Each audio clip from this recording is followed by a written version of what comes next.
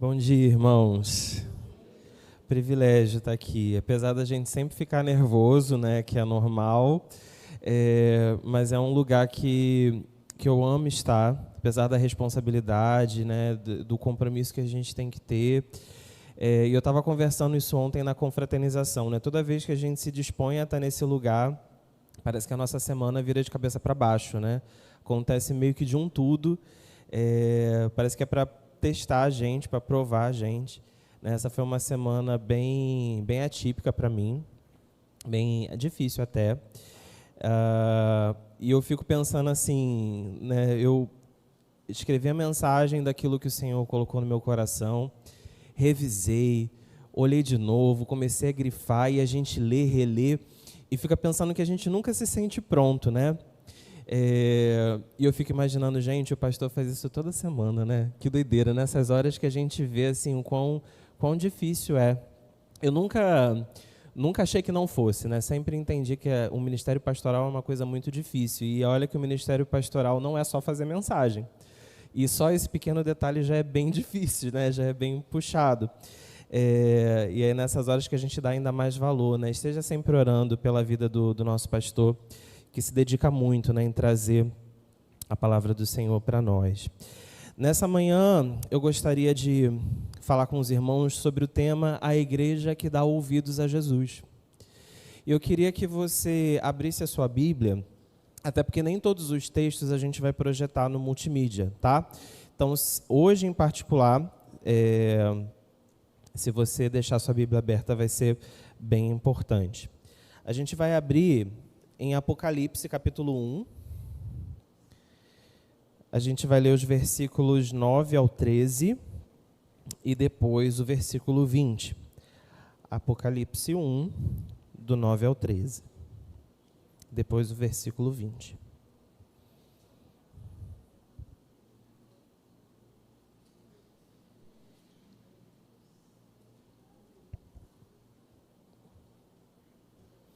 Quem não trouxe a Bíblia já está aí na tela. Diz assim: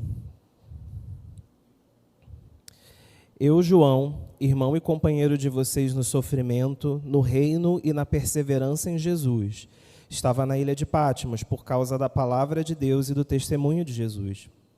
No dia do Senhor, achei-me no Espírito e ouvi por trás de mim uma forte voz, como de trombeta, que dizia: Escreva num livro o que você vê e envie a estas 7 igrejas: Éfeso, Esmirna, Pérgamo, Tiatira, Sardes, Filadélfia e Laodiceia. Voltei-me para ver quem falava comigo. Voltando-me, vi 7 candelabros de ouro. E entre os candelabros, alguém semelhante a um filho de homem, com uma veste que chegava aos seus pés e um cinturão de ouro ao redor do seu peito. Versículo 20.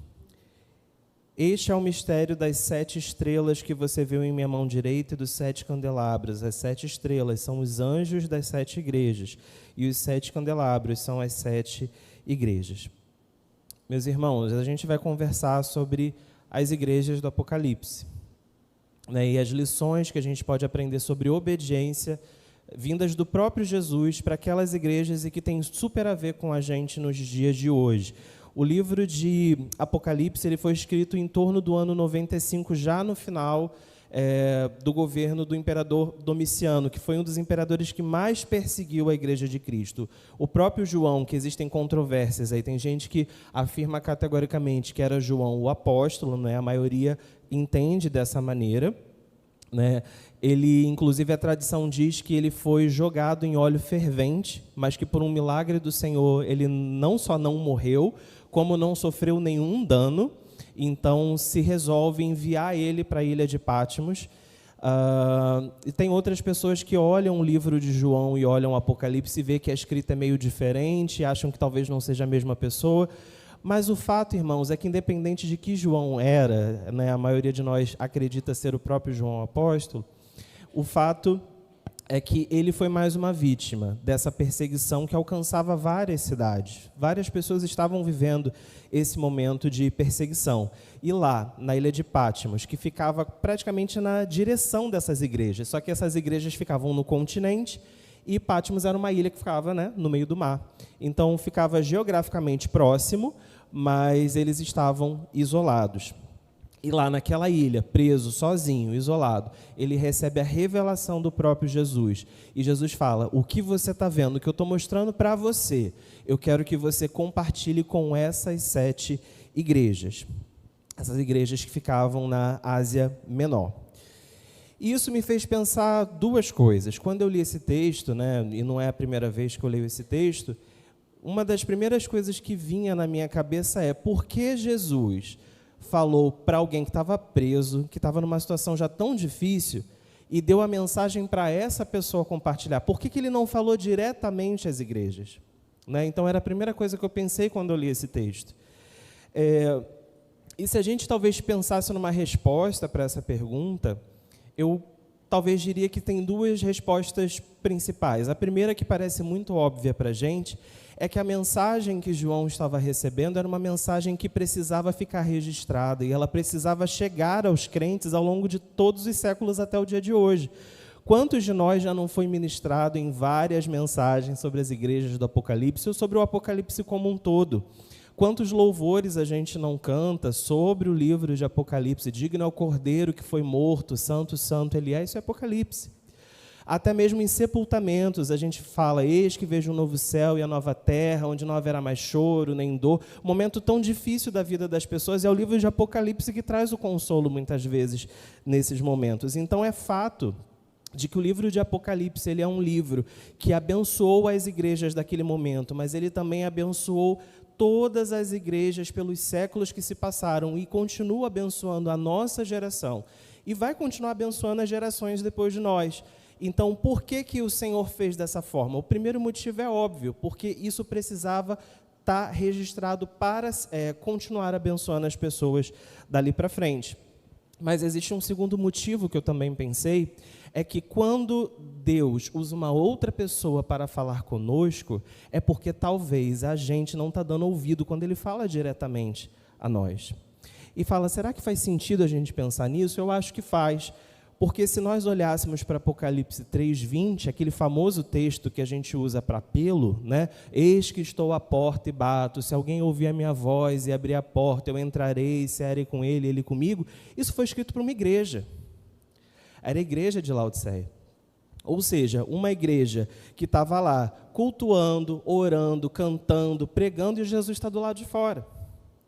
Então, se isso é uma realidade possível, uma igreja que existe para adorar o Senhor, e o Senhor que era para ser adorado está do lado de fora, então é sim possível que o Senhor esteja tentando falar com a igreja e não está conseguindo. Então, ele usa uma outra pessoa para falar. Então, o livro de Apocalipse ser, esse início de revelação ser entregue a João, para João compartilhar a pessoas crentes, que poderiam ter ouvido por si mesmas, também é uma realidade possível por conta dessa dureza do coração. E se vocês olharem o contexto do livro de Apocalipse, por mais que ele tenha muitos símbolos, por mais que ele tenha muitos números, muitas figuras, boa parte da mensagem dessas cartas, por exemplo, às igrejas, não era um conteúdo inédito. Né? Jesus estava relembrando como a intimidade com Deus precisava ser vivida.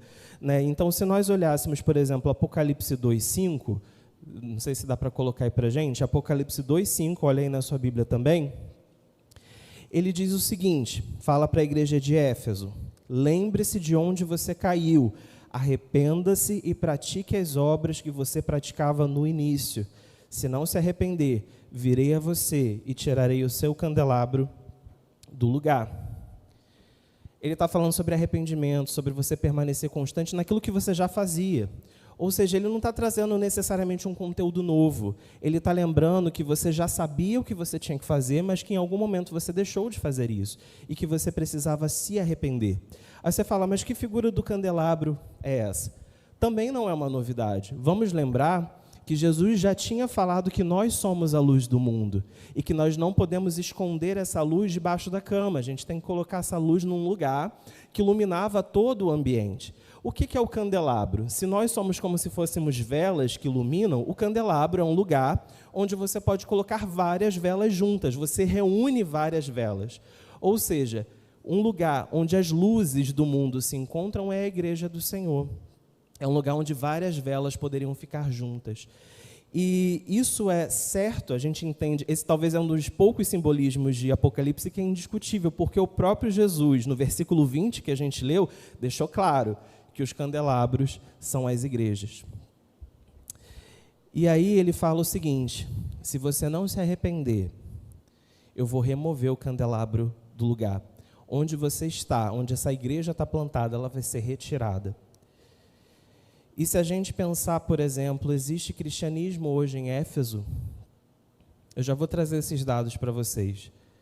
Mas pensa no seguinte: o que faz uma igreja desaparecer? Se você pensa que o que faz uma igreja desaparecer é a perseguição, você está muito enganado. Na Coreia do Norte, por exemplo, um lugar mais hostil ao evangelho no mundo, onde o simples fato de você ter um versículo escrito em papel, você é metralhado, se você for pego. Nesse lugar, a igreja está crescendo. No Afeganistão, sobre o regime do Talibã, a igreja está firme. E se a gente fosse olhar várias e várias histórias, até mesmo na história da igreja, a gente já viu que o sangue dos mártires era a semente que fazia o evangelho frutificar. Então a perseguição não é o que mata a igreja, o que mata a igreja é a desobediência. Éfeso, que recebeu essa instrução do Senhor: se você não se arrepender, se você não voltar a praticar as obras que você praticava no início, eu removerei o candelabro do lugar. Éfeso hoje fica na Turquia, e a cidade hoje se chama Selçuk.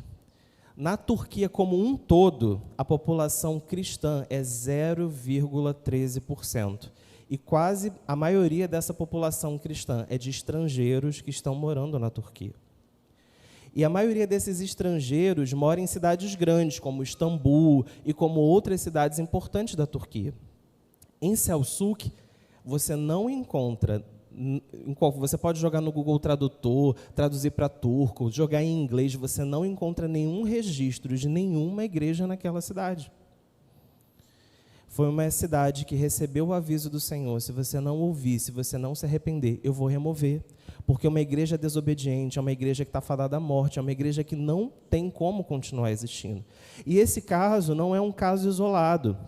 Se nós olharmos para a história, a Inglaterra foi um dos países que foi berço de missionários para o mundo inteiro. Vários países foram evangelizados pelos ingleses. E hoje, os sem religião na Inglaterra já correspondem a 40% da população. E só para vocês terem uma comparação, em 2001, havia 72% da população que se intitulava cristã.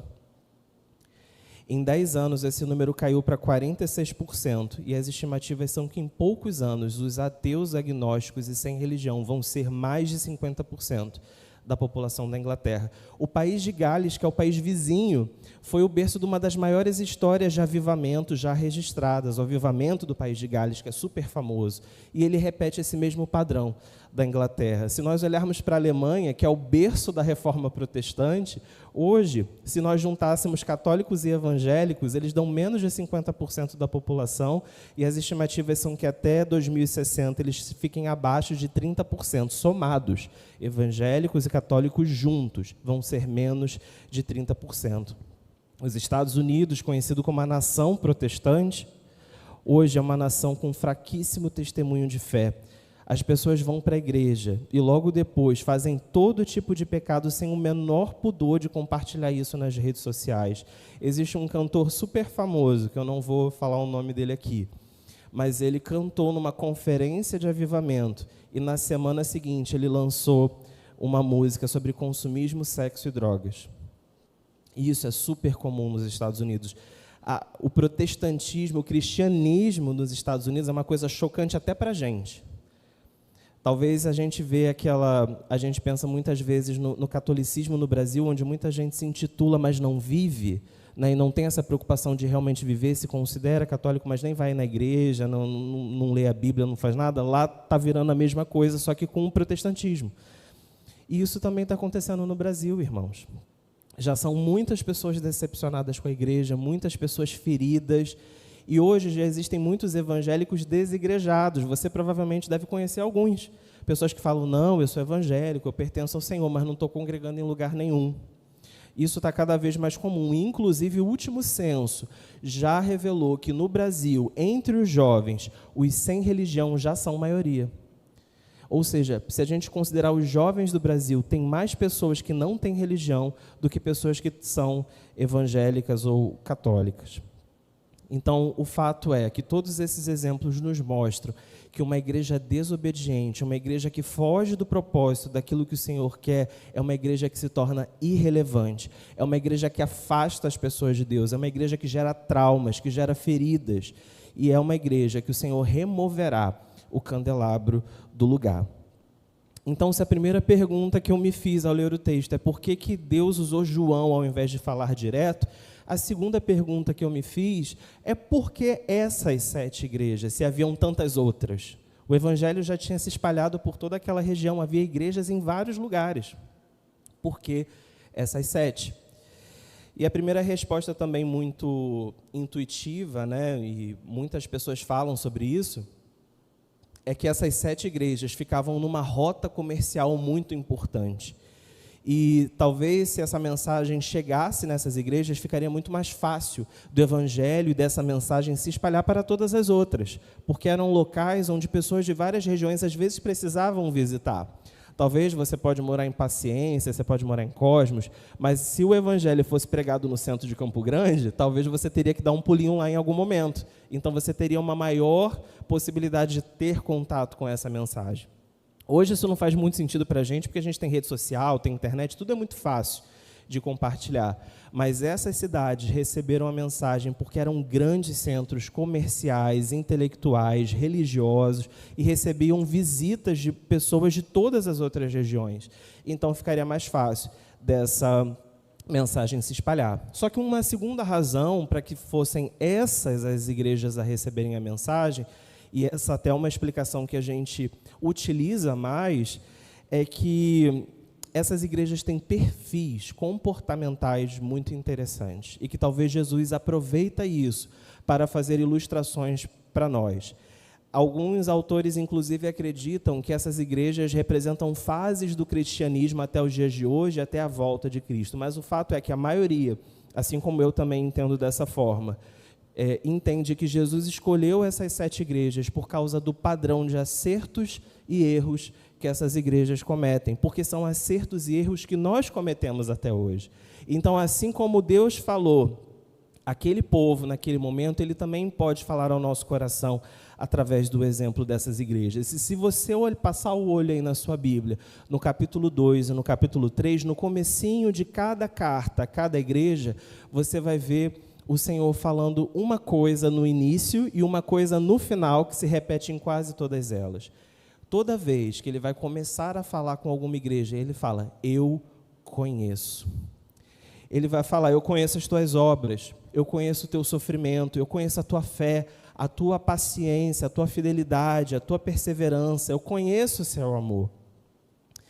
E sabe, isso é muito animador para o nosso coração. Isso quer dizer que tudo aquilo que a gente faz de certo, o Senhor está vendo.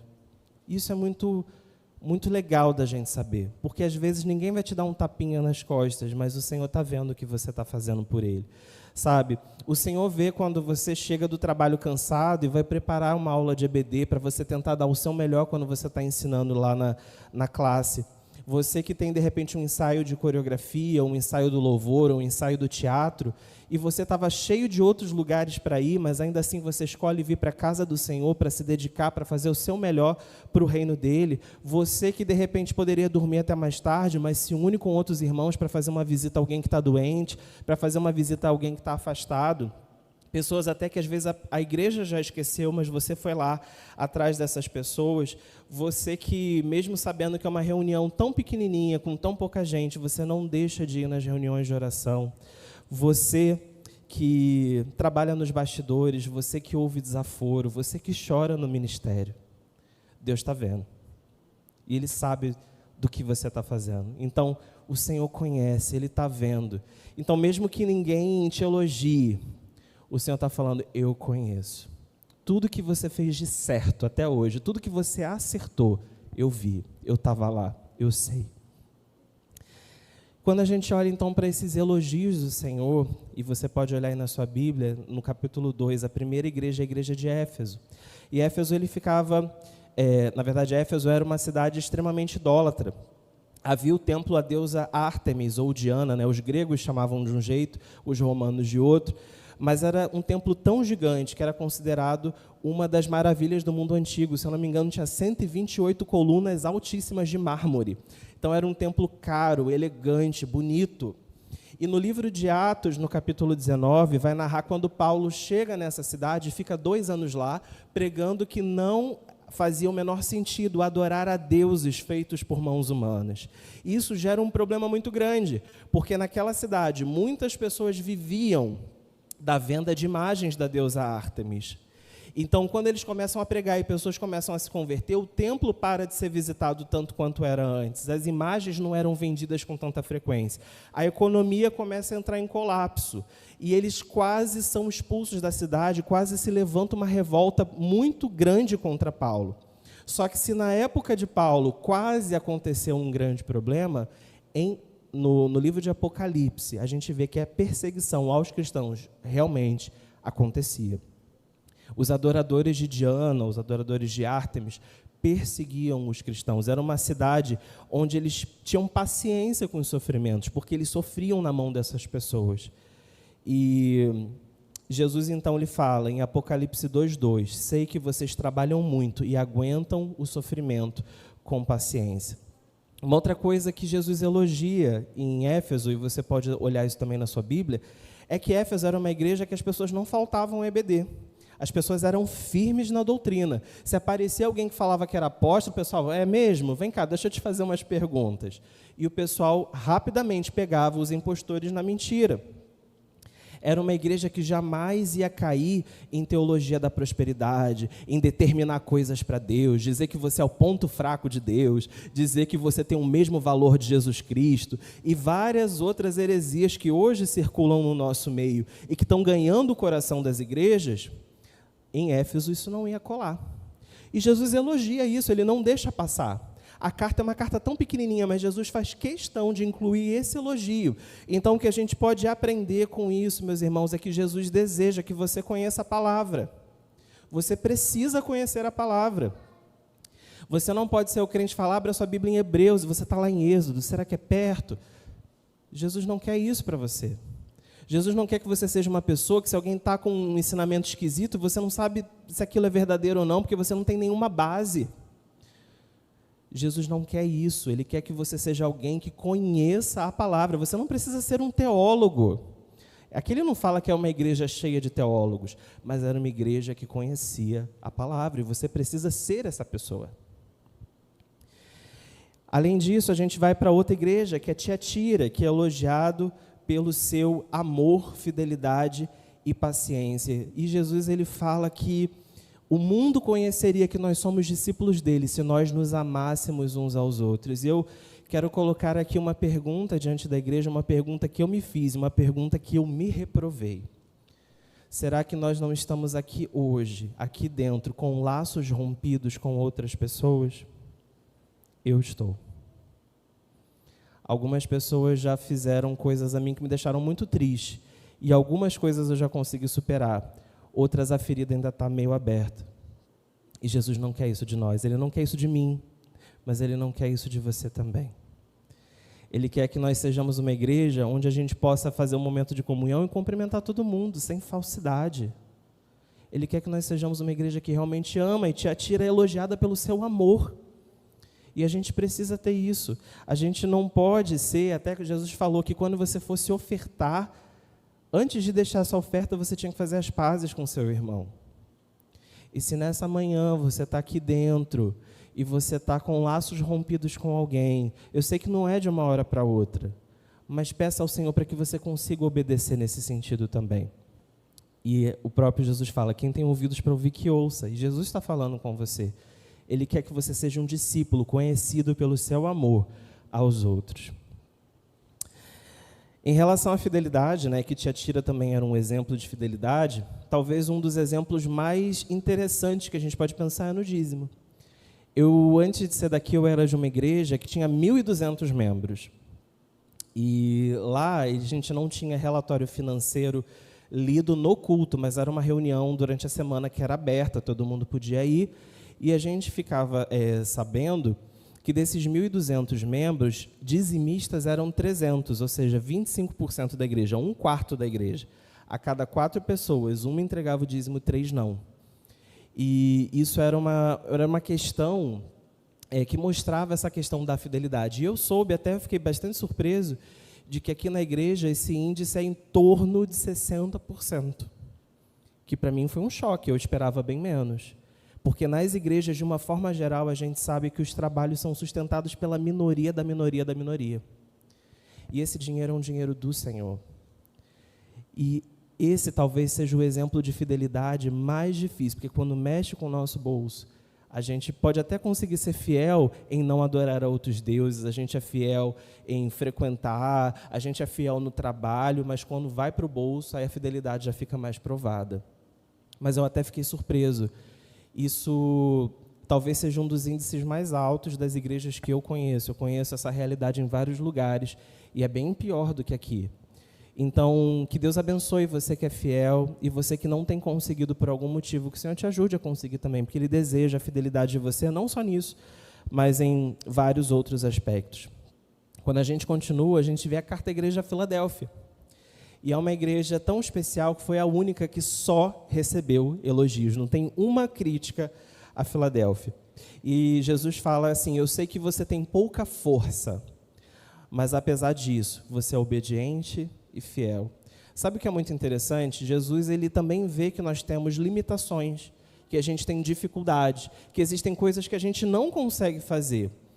Às vezes a gente consegue ir até um certo ponto. Mas o Senhor está falando o seguinte, você tem limitações, você tem dificuldades, mas essas limitações e dificuldades não podem ser uma desculpa para você deixar de viver o que o Senhor tem para você. Essa é uma grande lição que Filadélfia traz para nós. Você não vai ser perfeito, você não vai poder todas as coisas que você quer fazer, mas aquilo que está ao teu alcance, aquilo que você consegue dentro das suas limitações, dentro das suas particularidades, viva tudo o que Deus tem para você. Mas, meus irmãos, se Jesus ele não deixa passar batido os acertos, ele também não deixa despercebido os erros dessas igrejas. Éfeso, que a gente falou que era tão forte de doutrina, que resistia, à perseguição, ele recebe uma crítica de Jesus, que está em Apocalipse 2:4, que você confira aí na sua Bíblia, Apocalipse 2:4. Contra você, porém, eu tenho isso. Você abandonou o seu primeiro amor. O primeiro amor é o próprio Jesus. Será que a gente consegue lembrar quando você teve um encontro verdadeiro com Jesus? Você lembra desse dia ou desse período da sua vida? Como que a sua vida ficou logo depois disso? Eu lembro que na minha vida, o desejo por Jesus era tão grande que todo o tempo livre que eu tinha, eu pegava a Bíblia, eu queria ler, eu orava, e era uma coisa tão gostosa, eu não precisava fazer força para orar, eu não precisava ter que me esforçar para orar. Sabe, eu lia a Bíblia, eu chorava, eu orava, eu chorava, eu ouvia uma mensagem, eu chorava. Se eu tivesse uma franja, o pessoal falava que eu era emo, porque eu só chorava. Mas era um período assim tão bom com Deus, só que depois vão acontecendo tantas coisas. Às vezes algumas decepções, às vezes alguns desafios que vão acontecendo na nossa vida, e você se afasta, você se esfria, e depois você percebe, sente falta daquela comunhão, aquela intimidade que você já teve com Deus, você se aproxima de novo, depois você se afasta, e você fica nessas idas e vindas do seu relacionamento com Deus. E o interessante é que Deus não muda com a gente é que muda com Ele. E tem muita gente que acha assim, mas aquele primeiro amor, aquele desejo por mais de Deus é uma coisa só naqueles primeiros momentos quando a gente se converte, depois é normal a gente se esfriar. E eu quero te dizer que Jesus está falando para Éfeso de que ele não mudou. Se afastar, se esfriar foi uma escolha sua. E por mais que você seja uma pessoa firmada na doutrina, por mais que seja uma pessoa que suporta perseguição, suporta problema e tem uma fé estável, ainda assim, você não pode abandonar o seu primeiro amor. E eu fico muito preocupado com isso, porque eu me lembro, inclusive, de uma outra palavra de Jesus, que diz que naquele grande dia, muitas pessoas vão dizer, Senhor, Senhor, em teu nome até demônios nós expulsamos. E ele vai falar, apartem-se de mim, eu não conheço vocês. Então a gente não pode achar que entrar num piloto automático do nosso relacionamento com Deus, entrar numa rotina espiritual, se tornar um religioso profissional, está tudo bem. A gente sabe, porque a Bíblia fala isso para a gente, que naquele grande dia tem muito crente que vai achar que estava com o nome no livro da vida e não estava. Vai ter muita gente super religiosa, muita gente que estava na igreja todo domingo, que fez muita coisa para Deus, que achava que era convertido e não era, que achava que estava salvo e não estava. Jesus falou, você faz muita coisa boa, você é uma pessoa que sabe de Bíblia, mas você abandonou o primeiro amor. E isso para Jesus não é negociável. Então, igreja, pensa se você abandonou o seu primeiro amor, talvez sem nem perceber. Você tem intimidade com Deus ou você tem uma rotina espiritual? Você tem um costume de ir à igreja, um costume de ler a Bíblia às vezes, um costume de orar quando vai comer, quando vai dormir. Será que a vida com Deus é isso? Será que isso é tudo que Deus tem para nós? Vamos pensar nisso. Em seguida, Jesus fala com a igreja de Pérgamo, assim como a igreja de Tiatira, que tinham o mesmo problema. Eram igrejas que aceitavam lá dentro pessoas que ensinavam coisas erradas e ensinavam que não tinha problema nenhum você se render aos padrões desse mundo. Eram pessoas que aceitavam o ensino dos nicolaítas, o ensino de Balaão e os ensinos de Jezabel. A gente não vai ter tempo de explicar cada um desses grupos, inclusive a Carta às Igrejas do Apocalipse é um excelente tema de estudo bíblico, fica a dica, né? Então a gente pode, de repente, destrinchar com mais calma, né, todos esses detalhes, mas o fato é que essas pessoas ensinavam que não tinha problema nenhum você adorar a Deus e ao mesmo tempo no seu coração ter um altar erguido para outras coisas. Você adorar a Deus e usar a igreja como um lugar para ganhar dinheiro, de forma suja, porque foi o ensino de Balaão, fazer profecia em troca de dinheiro. Adorar a Deus é se permitir viver todos os desejos que a sociedade pode te proporcionar, todos os desejos que a sua carne pode pedir, o ensino de Jezabel. Não tem problema nenhum. Hoje a gente está vivendo numa sociedade que fala que Deus não se importa com um monte de coisas. Tem gente que fala assim, Deus só olha para o meu coração, Deus só se importa com o meu coração. Querido, quem só se importa com o seu coração é o cardiologista, Deus é outra coisa. Deus, Ele quer você por completo, Ele se importa com a sua vida como um todo. As pessoas estão confundindo quem Deus é. Tem muita gente que fala que a Bíblia é um livro ultrapassado, que muita coisa que estava ali era coisa da cultura da época, que são coisas que não se aplicam a nós hoje. E eles usam essas questões culturais como uma desculpa para poder fazer todo tipo de pecado, sem peso na consciência. E o que a igreja de Pérgamo e a igreja de Tiatira estava fazendo é se render a essa negociação para que você possa ficar um pouquinho na presença de Deus e um pouquinho nos prazeres do mundo. E Jesus está falando, olha, eu estou vendo e eu não admito isso. Se você acha que está tudo bem, se a sociedade diz que esse é o caminho, que está tudo bem, para mim não está. E eu quero deixar muito claro de que eu estou vendo, de que eu não aprovo, e de que vocês vão receber a minha repreensão, e se você não se converter, eu vou remover o seu candelabro do lugar. E na sequência, a gente tem a igreja de Sardes. Dê uma olhadinha aí na sua Bíblia, que você vai ver que logo nos primeiros versículos, Jesus fala, você tem fama de estar vivo, mas você está morto. E quando a gente pensa em fama, é um rótulo que se espalha entre as pessoas, né? Alguma característica que começa a ser divulgado. A igreja de Sardes era uma igreja marqueteira da sua espiritualidade. Era uma igreja, sabe, assim como tem muitas pessoas assim que às vezes têm isso em qualquer lugar, tá, irmãos? Tem muitas pessoas que fazem questão de dizer, olha, eu e Deus somos assim. Olha, eu oro todos os dias, eu sinto a presença de Deus de uma forma tremenda, eu jejuo, eu tenho intimidade com Deus, Deus fala comigo, eu vivo N experiências na presença do Senhor. E aí quando alguém tem pecado, essa pessoa taca-lhe a mão na cara para criticar o pecado e fala, assim diz o Senhor, eu te repreendo, aquela coisa toda. E muitas vezes, inclusive, são pessoas que se colocam como exemplo de como acertar. Irmãos, a Bíblia fala que a gente pode se exortar, mas com amor, tem todo um jeito de fazer.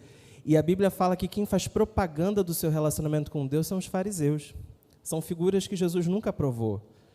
Sabe, você tem que ter sim a sua intimidade com Deus, mas quando você começa a fazer propaganda da sua vida com Deus, isso é uma coisa muito preocupante. Porque geralmente a pessoa que quer provar muito para os outros que é crente é uma pessoa que na verdade está muito longe de Deus. Geralmente aquelas pessoas que fazem muito barulho para dizer que faz e acontece, de que vive o sobrenatural de Deus e blá blá blá, são pessoas que muitas vezes estão escondendo coisas muito graves e usam isso como uma forma de maquiar o seu pecado, maquiar seu distanciamento de Deus. E quando essas pessoas caem, às vezes é uma queda muito feia. O que Jesus está dizendo para essa igreja, ele fala para nós, é que ele não quer que nós sejamos uma igreja que viva de aparência. Ele não quer que sejamos uma igreja que posta várias fotos na rede social da gente lá com cara de adoração e orando, se a gente não ora. Então, assim, a gente não... Nada contra a rede social, tá, gente? Só para deixar bem claro. Mas aquilo que a gente mostra para a sociedade tem que ser um reflexo do que a gente realmente é. E o que Jesus está falando é que, sabe, quando você ora no microfone, aquilo que você está falando é verdade mesmo. A gente cantou aqui nessa manhã que enquanto Jesus não vier, eu vou me gastar diante do teu altar, até que o Senhor venha. A gente está realmente fazendo isso? Meus irmãos, as músicas que a gente canta são composições muito belas, assim, pessoas inspiradas por Deus fizeram essas letras e talvez na vida delas aquilo seja uma realidade, não sei, eu não conheço a vida delas. Mas a gente canta muita coisa que eu acho que a gente para pouco para pensar no que a gente está cantando. Até que o Senhor venha, eu vou clamar, eu vou buscar, eu não vou me cansar, eu vou me desgastar diante do teu altar. Tomara que seja mesmo, porque é isso que o Senhor quer. Então, o que eu estou falando não é para você parar de cantar, é para que você preste atenção e se desafie com Deus a fazer isso valer na tua vida. Use o período de louvor como um período de oração e de ministração na sua própria vida. Edifique você mesmo. Você olha para o que está sendo cantado e fala assim, Senhor, eu estou cantando e isso está doendo no meu coração, porque eu não sou isso aí, mas eu quero ser. Porque você bate o olho e você sabe que esse é o padrão de Deus, é isso que Deus quer para nós.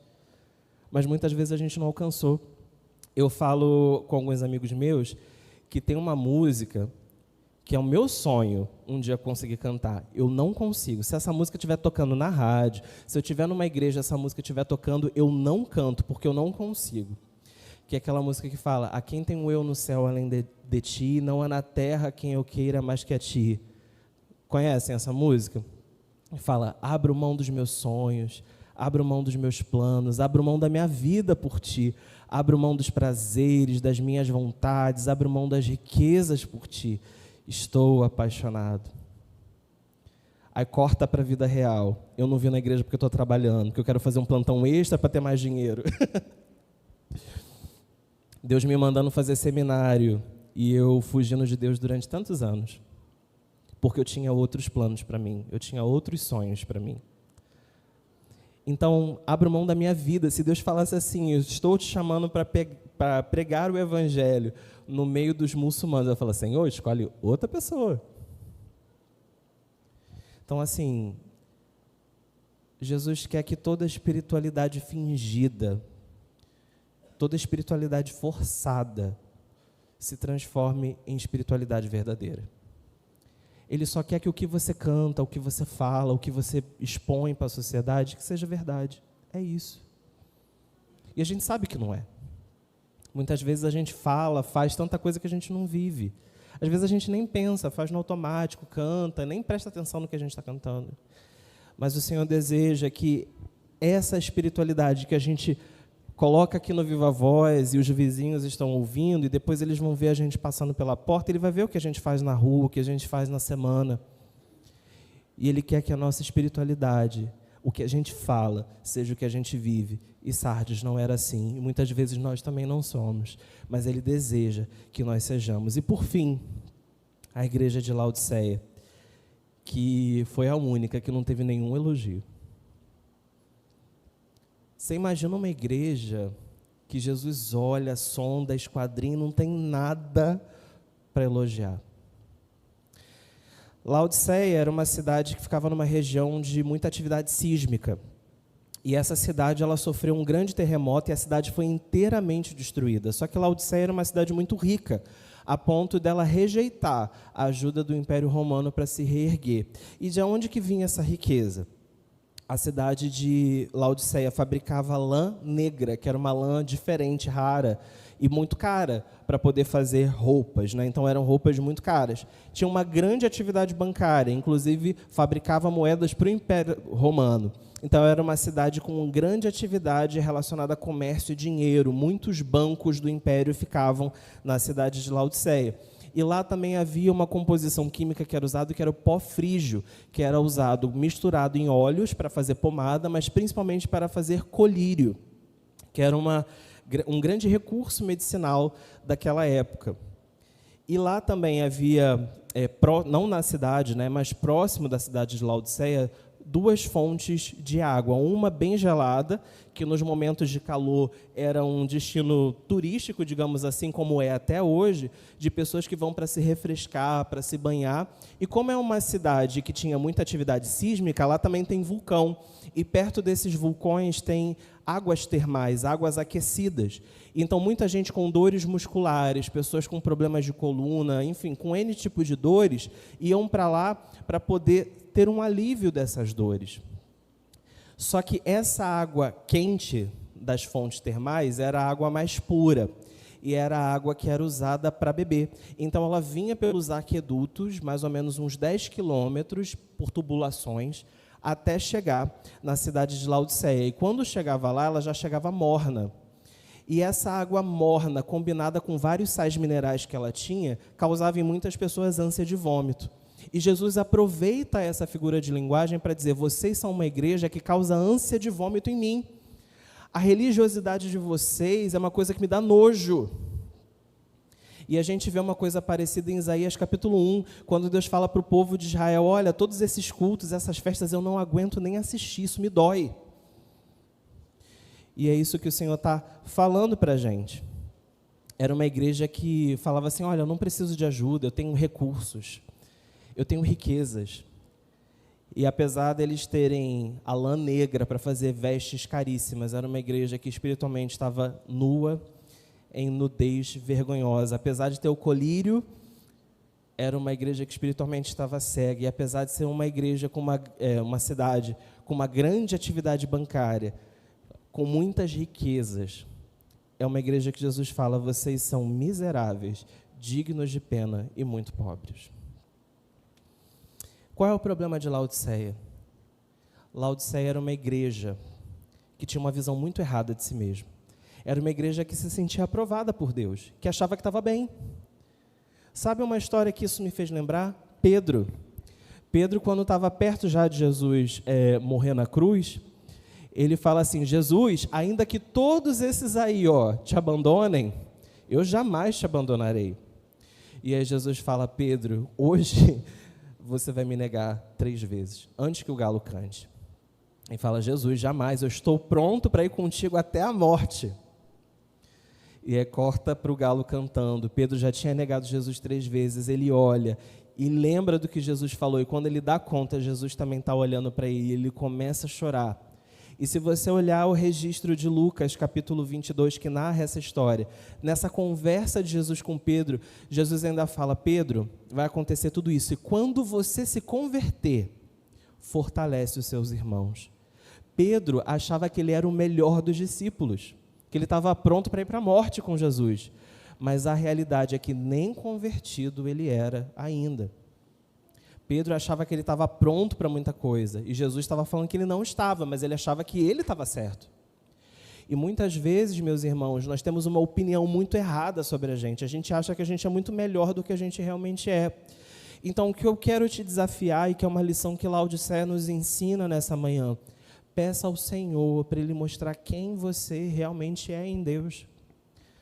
Talvez você está se enganando durante muito tempo, talvez você acha que você está errando nisso e naquilo, e tem uma lista de 150 outras coisas que Deus quer que você melhore e você nem sabe. Olha, eu vou te falar que uma das experiências mais fortes assim que eu tive com Deus foi um dia que eu fiz uma oração. Existem orações que são perigosas, né? Uma que eu não fiz é: Senhor, quero viver de ministério. Essa oração eu nunca fiz. Tem umas orações perigosas, mas tem uma que é muito perigosa e eu fiz, que foi assim: Senhor, me mostra tudo aquilo que eu estou errando e eu não estou conseguindo perceber. Cuidado se você está realmente pronto para fazer essa oração, porque Deus está me mostrando até hoje. Eu já estou assim: Senhor, tá bom, já, né, a lista já está grande, vamos parar.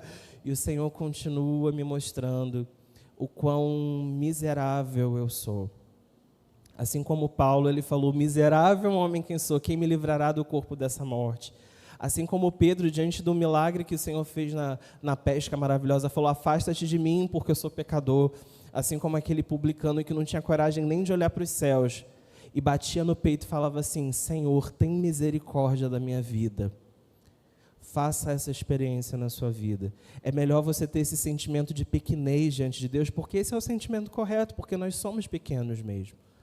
Peça ao Senhor para Ele mostrar quem você realmente é. Talvez seja meio frustrante, talvez seja meio triste, talvez você vai chorar um pouco. Mas nós não podemos ser a igreja de Laodiceia que está achando que está arrasando. E o que o Senhor está falando: sabe, vocês que se acham super espirituais, vocês que se acham bons pra caramba, eu tenho nojo de vocês. Se eu pudesse, eu vomitava vocês da minha boca. Eu não quero ser a igreja que o Senhor tem vontade de vomitar. Eu não quero ser uma igreja iludida, uma igreja que acha que tem tanto a oferecer, uma igreja que acha que é super especial. Eu quero ser a igreja que se humilha diante do Senhor e que entende que é miserável, pobre, segue nu. Porque quando a gente reconhece o nosso verdadeiro lugar de dependência, é que o Senhor faz a obra na nossa vida. Meus irmãos, nas cartas de Apocalipse o Senhor faz elogios, faz críticas, faz algumas recomendações e faz algumas promessas. A gente não tem tempo de falar sobre tudo isso, mas eu queria só citar algumas recomendações que o Senhor faz a essas igrejas e que podem ser recomendações úteis para a sua vida também. Não vou explicar, não vou detalhar, vou apenas dizer. A gente falou sobre os elogios, falou sobre as críticas, e agora eu queria somente ler algumas recomendações. Lembre-se de onde você caiu, arrependa-se e pratique as obras que você praticava lá no início. Seja fiel até a morte, e eu lhe darei a coroa da vida. Tão somente se apegue com firmeza ao que vocês têm, até que eu venha. Lembre-se do que você recebeu e ouviu, obedeça e arrependa-se. Eu venho em breve, retenha o que você tem, para que ninguém tome a sua coroa. Eu, Senhor Jesus, repreendo e disciplino aqueles que eu amo, por isso seja diligente e arrependa-se. Eu estou à porta e bato. Se alguém ouvir a minha voz e abrir a porta, eu entrarei, cearei com ele e ele comigo. Jesus faz promessas também à sua igreja, e a gente não vai ler aqui hoje, mas o fato é que quando a gente obedece ao Senhor, a gente vive as promessas maravilhosas que Deus tem para nós. E eu não conheço você no íntimo, eu não sei da sua vida e nem quero saber. Não sei do seu relacionamento com Deus, não sei da sua vida de obediência ou de desobediência, mas o fato é que essas igrejas são tão diferentes e ao mesmo tempo a gente se identifica tanto, né? Tantas vezes eu olhei assim: nossa, eu sou professor de EBD desde os 12 anos de idade, eu já fui professor de EBD das crianças, professor de EBD de adolescente, de jovem, estou aí estudando a palavra de Deus, eu amo a palavra de Deus. E do nada eu me vi, eu sou uma igreja de Éfeso, uma igreja que em muitos momentos da minha vida sabia muito de Bíblia, mas abandonou o primeiro amor. Não sei da sua vida, não sei qual dessas igrejas tem a ver com você, mas se o seu coração não está fechado, se você não está com os ouvidos tapados, eu tenho certeza de que em algum momento, de alguma coisa dessas que eu falei aqui, o Senhor falou com você. Você sabe exatamente qual igreja você é.